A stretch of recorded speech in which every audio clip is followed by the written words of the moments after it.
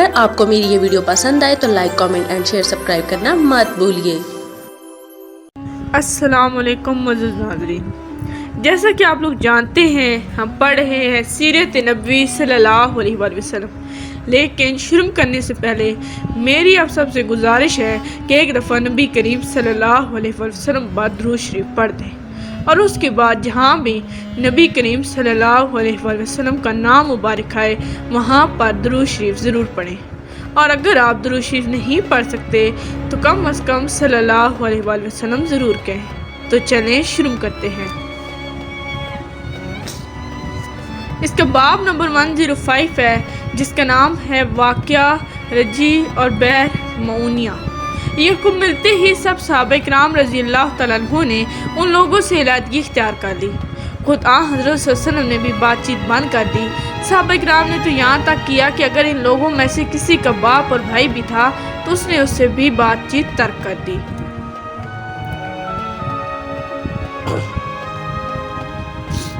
جب حضور اکرم صلی اللہ علیہ وسلم تبوک کے لیے روانہ ہوئے تھے، اس وقت منافقوں کی ایک جماعت مدینہ منورہ ہی میں رہ گئی تھی۔ ان کی تعداد 80 کے قریب تھی۔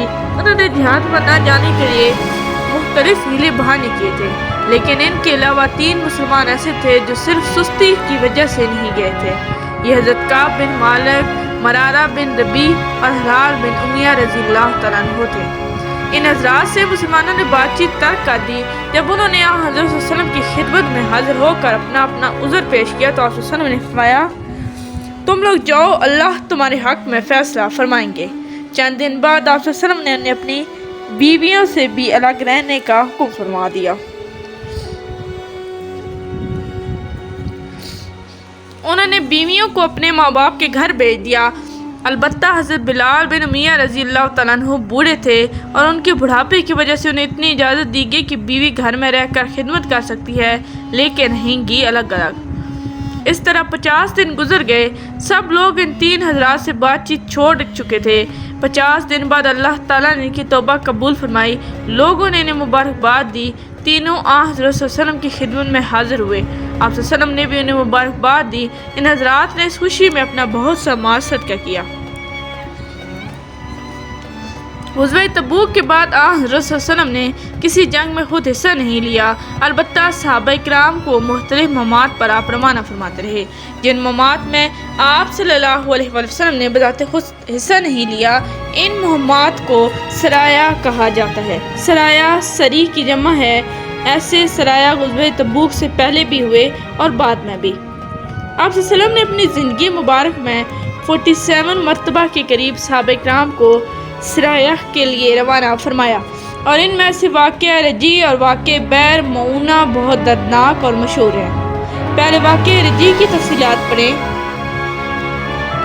قبیلے ازل اور قبیلے کارا کا ایک گروہ حضرت صلی اللہ علیہ وسلم کی خدمت میں حاضر ہوا۔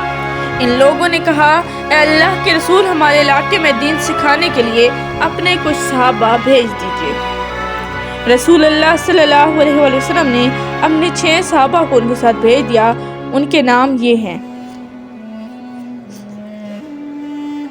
مرثد بن ابو مرثد غنوی، خالد بن بکیر لیسی، عاصم بن ثابت بن ابو الفلاح، خبیب بن عدی، زید بن دسنہ اور عبداللہ بن طاق رضی اللہ تعالیٰ عنہ۔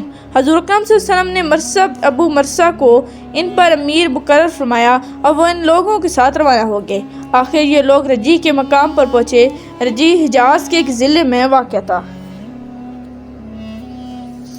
یہاں پہنچ کر قبیلے ازل اور کارا کے لوگوں نے قبیلے حذیل کو آواز دی۔ قبیلے حذیل کے لوگ فوراً آگے، گویا سازش پہلے ہی تیار کر لی گئی تھی۔ یہ لوگ انہی سازش کے تحت لائے تھے۔ قبیلے حذیل کے لوگوں کی تعداد 100 کے قریب تھی۔ ان لوگوں نے ان صحابہ کو گھیر لیا اور انہوں نے تلواریں سونت لیں۔ اس طرح جنگ شروع ہو گئی، اور اس جنگ کے نتیجے میں حضرت مرثد، خالد بن بکیر، حضرت عاصم اور عبداللہ بن طارق رضی اللہ تعالیٰ عنہ شہید ہوئے۔ زید بن دسنہ اور خبیب بن عدی رضی اللہ تعالیٰ عنہ گرفتار ہوئے۔ حضرت زید بن دسنہ رضی اللہ تعالیٰ عنہ نے غزوہ بدر میں امیہ بن خلف کو قتل کیا تھا، اور اس کے بیٹے صفوان نے اپنے باپ کے قتل کا بدلہ لینے کے لیے انہیں ان لوگوں سے خرید لیا اور قتل کروایا۔ رہ گئے خبیب بن عدی رضی اللہ تعالیٰ عنہ، انہیں مکہ سے بائے تانیب کے بقا پر لایا گیا تاکہ انہیں پھانسی پر لٹکا دیں۔ اس وقت حضرت خبیب بن عدی رضی اللہ تعالیٰ عنہ نے اسے فرمایا، مناسب سمجھو تو قتل کرنے سے پہلے مجھے 2 رکعت نماز ادا کرنے دو۔ انہوں نے اجازت دے دی۔ حضرت خبیب رضی اللہ تعالیٰ عنہ نے 2 رکعت بہت اچھی طرح اور اطمینان اور سکون سے پڑھی، پھر ان لوگوں سے فرمایا، میرا جی چاہتا ہے یہ 2 رکعت زیادہ لمبی پڑھوں، لیکن تم خیال کرتے کہ میں موت کے خوف سے نماز لمبی کر رہا ہوں۔ تاریخ اسلام میں قتل سے پہلے 2 رکعت نماز سب سے پہلے حضرت خبیب بن عدی رضی اللہ تعالیٰ عنہ نے ادا کی۔ اس کے بعد پھانسی کے تختے پر لایا گیا اور اچھی طرح باندھا گیا۔ اس وقت انہوں نے فرمایا، اے اللہ، میں نے تیرے رسول کے پیغام پہنچا دیا، پس تو بھی رسول اللہ صلی اللہ علیہ وآلہ وسلم کو اس بات کی خبر پہنچا دے کہ لوگوں نے میرے ساتھ کیا کیا ہے۔ اس کے بعد یہ دعا پڑھی، اے اللہ، ان کفار کو گن لے اور انہیں الگ الگ کر کے قتل کر اور ان میں سے ایک بھی نہ چھوڑ۔ اس کے بعد کفار نے انہیں شہید کر دیا۔ قریش مکہ کی ایک عورت سلافہ کے 2 بیٹے حضرت آصف رضی اللہ تعالیٰ عنہ کے ہاتھوں قتل ہوئے تھے۔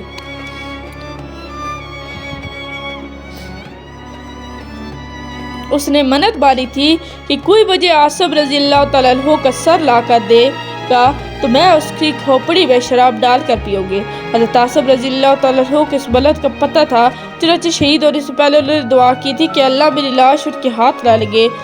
تو راجہ جب انہیں شہید کر دیا گیا تو وہ لوگ لاش کو اٹھانے کے لیے بڑے طور پر شہد کی مکھیوں نے حملہ کر دیا اور وہ بھاگ کھڑے ہوئے۔ پھر انہوں نے فیصلہ کیا کہ رات کے وقت لاش اٹھا لیں گے، رات کو تو شہد کی مکھیاں نہیں ہوں گی، لیکن رات کو اللہ تعالیٰ نے پانی کے ایک ریلا بھیجا جو لاش کو بہا لے گیا۔ اس طرح اللہ تعالیٰ نے ان کی لاش کی حفاظت فرمائی۔ حضرت خبیب رضی اللہ تعالیٰ عنہ کی دعا بھی پوری ہوئی۔ حضرت صلی اللہ علیہ وسلم کو وحی کے ذریعے بتایا گیا کہ ان کے ساتھ کیا سلوک کیا گیا ہے۔ حضرت صلی اللہ علیہ وسلم نے صحابہ کرام کو بھی یہ خبر سنائی۔ واقعہ رجی کے دلوں ہی میں بیر معونیہ کا واقعہ پیش آیا۔ اس کی تفصیل کچھ یوں ہے۔ حضور اکرم صلی اللہ علیہ وسلم کے پاس قبیلے بنی عامر کا سردار آیا۔ آپ صلی اللہ علیہ وسلم نے اسے اسلام کی دعوت دی۔ اسلام قبول کرنے کے بجائے اس نے کہا، میں سمجھتا ہوں آپ کا پیغام نہایت شریفانہ اور اچھا ہے، بہتر یہ ہے کہ آپ اپنے کچھ صحابہ کو نجد والوں کی طرف بھیج دیں۔ وہاں قبیلے بنی عامر اور بنی سلیم آباد ہے، وہ وہاں دین کی دعوت دیں، مجھے امید ہے نجد کے لوگ آپ کی دعوت قبول کریں گے۔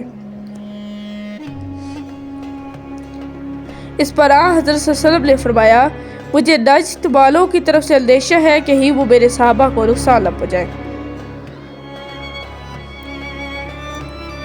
یہ بات آپ صلی اللہ علیہ وسلم نے اس لیے فرمائی کہ ابو عامر کا چچا عامر بن طفیل اسلام کا بدترین دشمن تھا اور وہاں کے لوگ بھی سخت مخالف تھے۔ آپ کی بات سن کر ابو عامر نے کہا، آپ کے صحابہ میری پناہ میں ہوں گے، میری ذمہ داری میں ہوں گے۔ آپ صلی اللہ علیہ وسلم نے اسے وعدہ کر لیا۔ وعدہ لے کر ابو عامر چلا گیا۔ آپ نے حضرت منظر بن عمرو رضی اللہ تعالیٰ عنہ کو 40 یا 70 آدمیوں کے ساتھ روانہ فرمایا۔ یہ سب کے سب نہایت عابد اور زاہد صحابہ تھے۔ حضرت صلی اللہ علیہ وسلم نے انہیں ایک خط بھی لکھ کر دیا۔ یہ لوگ مدینہ منورہ سے روانہ ہوئے اور بیر ممونہ پر جا ٹھہرے۔ بیر ممونہ بنی عامر اور بنی سلیم کی سرزمین کے درمیان تھا۔ بیر کنویں کو کہتے ہیں، یعنی معونہ کا کنواں۔ اس علاقے کو ہرا کہا جاتا ہے۔ یہاں سیاہ پتھر کثرت سے تھے۔ یہاں پہنچ کر حضرات نے حضرت حرام بن ملحان رضی اللہ تعالیٰ عنہ کو حضرت صلی اللہ علیہ وآلہ وسلم کا خط دے کر عامر بن طفیل کی طرف بھیجا۔